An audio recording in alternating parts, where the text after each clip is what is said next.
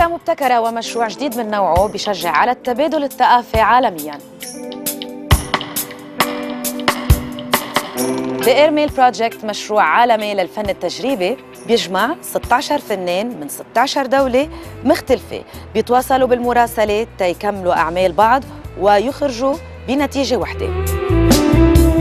هالأعمال اللي عرضت ببلدان مختلفة بتوصل اليوم للبنان وتحديداً لفيشنسي بالحمراء يلي بيعرفنا عليه مؤسس المساحة أمين دادا.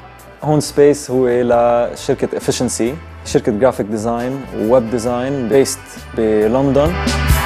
حبينا بما انه عندنا مساحة زيادة بالمكتب ما عم نستعملها، فتحنا هالسبيس لحيلا حدا عنده موهبة وحابب يعرض يبلش مسيرته الفنية ويطور.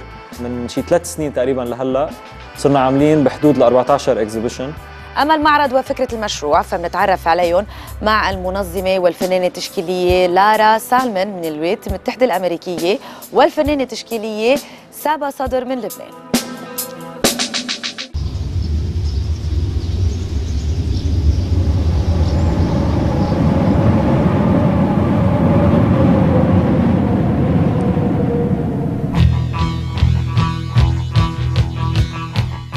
The idea was born in a Skype conversation between me and my friend Richard. He's a London-based artist, and we were actually, the Skype conversation, we were talking about something completely different. And then he said, you know, I have this idea for this project I want to do involving artists around the world, and I want us to each start a work and to mail it to an artist in another country, and them to work on it, and to mail it to an artist in another country, and them to work on it. That's when it started. We really wanted this idea of cultural sharing around the world. We've both traveled a lot, so we know people have connections around the world. Some of them were Google, like Googling artist websites. It was a process to get that many artists and to get them to commit. So largely my participation was coordinating the artists and coming up with the order and making sure that things were getting mailed somewhat on time. But my actual artistic work on them are all in this corner. I tend to work with organic materials when I'm working in 2 dimensions, so less traditional paint. So this one, I think this one has an interesting story. This one started in Hungary with Maria, and she was supposed to mail it to Saba in Lebanon, and she mailed it twice to Lebanon, and it didn't make it to Saba. And there was like confusions with the postal service and not knowing about when it had arrived, and so then finally in the end we're running out of time. Okay, we're gonna mail it to me in Los Angeles where the post is pretty dependable, and I'm gonna work on it. So it came to me, and I decided here, she'd done this little center here with these crazy colors, and she'd called it the Secret Garden. And so I made this mermaid figure on, and that's my lizard's scales. And then I mailed it to Sweden, to Robert, and he then added these faces, and he actually put colors on top of my lizard scale. This one, I started this one, and it was actually started out as a rather abstract self-portrait, and then it went to Sweden where Robert added in the lips and the nose, and he gave the eyes more dimension, and I no longer feel like it's a self-portrait of me. And then it went to the Ukraine where Anastasia added in these crazy rats and this yellow.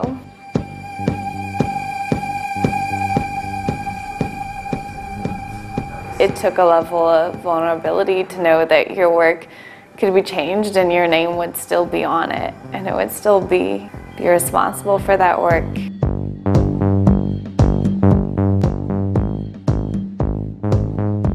I was first contacted by Lara Salmon.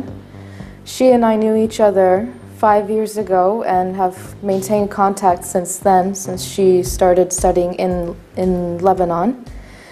And we have an understanding of what kind of artistic inclinations we have. When she started looking for candidates for for artists that could fit the mold of this project. The experience of collaborating with other artists and being involved in an art process was possibly the best thing about this project.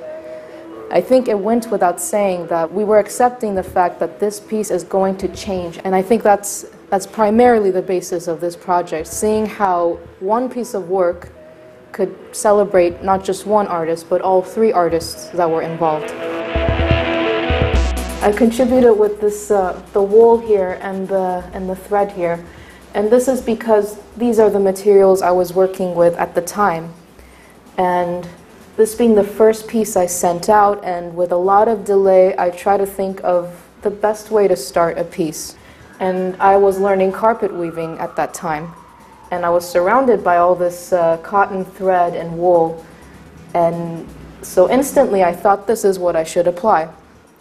So I sent this sheet of paper, and I was already trying to produce something here with the wool and the thread. And what I did in the end is take this and wrap what you see here as it is. Once I sent this out to South Africa, the second artist, Andil Dialvan, he decided to add this corn here that he drew onto the paper, and it somehow complemented this, I guess, because it reminded him of a stalk of corn. Then that went out to Colombia, to Federico, who applied this paper cutout of this drawing and this girl here. And over time, this became a complete piece.